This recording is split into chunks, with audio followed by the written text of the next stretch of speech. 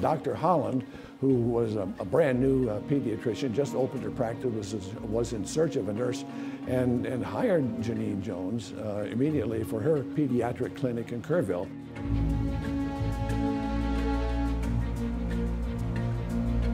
And in a period of 1 month, 8 kids had 9 separate emergencies and were rushed to the ER because they had stopped breathing. That was pretty hard to miss. Many children under their care had been developing some respiratory issues, and in each case, Janine Jones would somehow bring these children out of whatever episode they were dealing with. Their medical problems went from 0 to 120 miles an hour, in an instant. They came in with colds and flu, and for a routine baby checkup or shot, and suddenly they stopped breathing.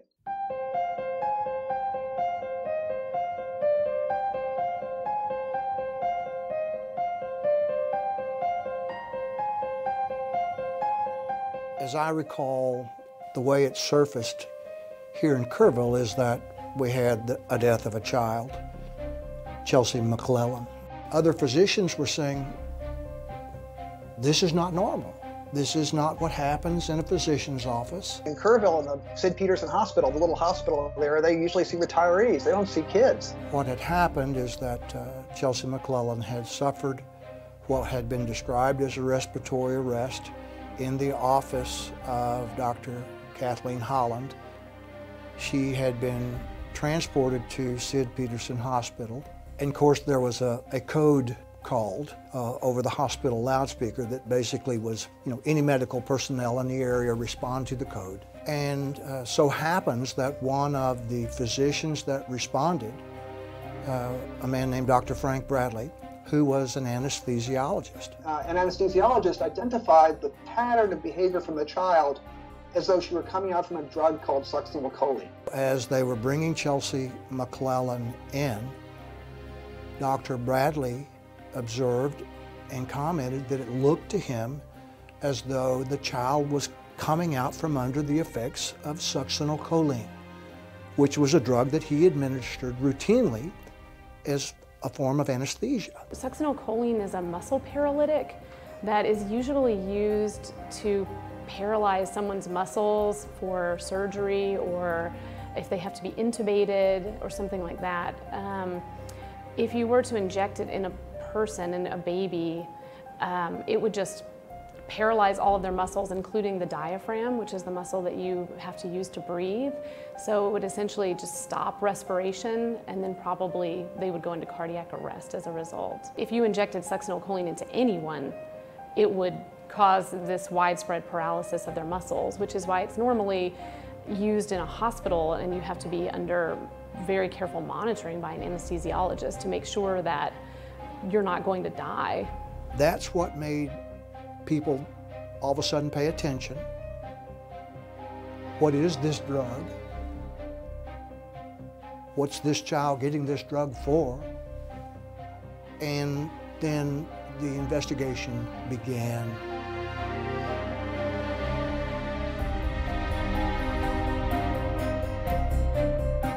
Inquiries are made in Dr. Holland's office, and they find out that in fact she did have succinylcholine in her office.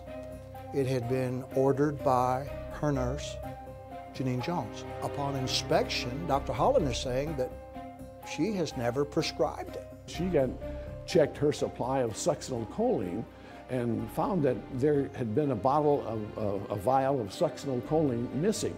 She asked Jones about it. She said, I don't know what happened to it, just say we lost it. Later, a bottle did turn up.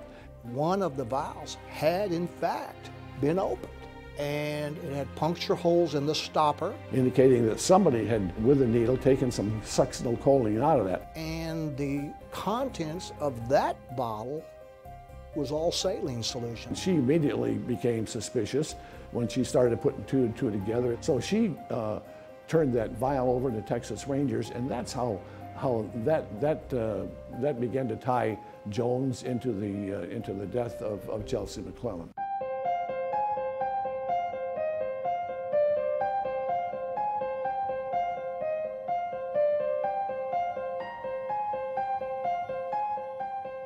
Then the problem began as we understood the way that succinylcholine worked, is that it began breaking up in the body almost immediately.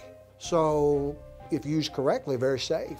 Used incorrectly, potentially deadly, but also very hard to find. So then the next step began to be, how can we prove that this child was in fact given that drug? The child was given an autopsy because of the way the death occurred, and the initial autopsy report came back as sudden infant death syndrome. It wasn't until later, when the possibility of succinylcholine being introduced, that the medical examiner's office went back and said, wait a minute, all bets are off. I know that we learned of a man named Dr. Bo Homestead, who was a doctor in Sweden and worked at the Karolinska Institute, who reportedly had the ability to detect succinylcholine in the body. He developed a method where succinylcholine, which is a muscle relaxant, could be identified in embalmed body tissue. They exhumed little Chelsea's body once this investigation began and took samples. He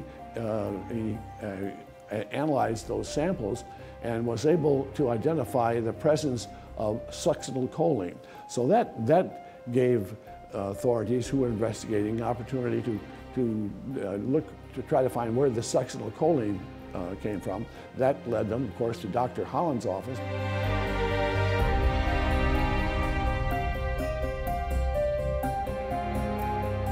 We then pursued exhumation, knowing that we had somebody that would test the tissue.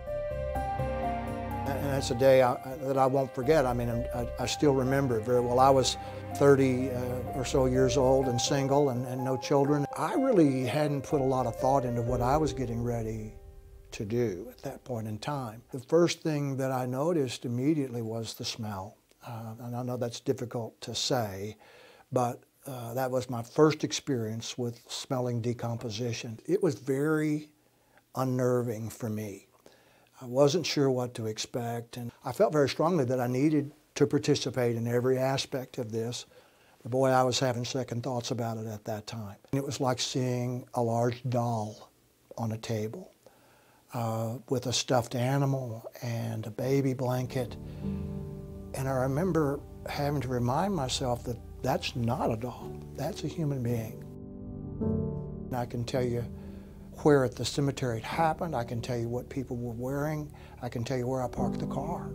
It stuck with me that much. It was a traumatic day.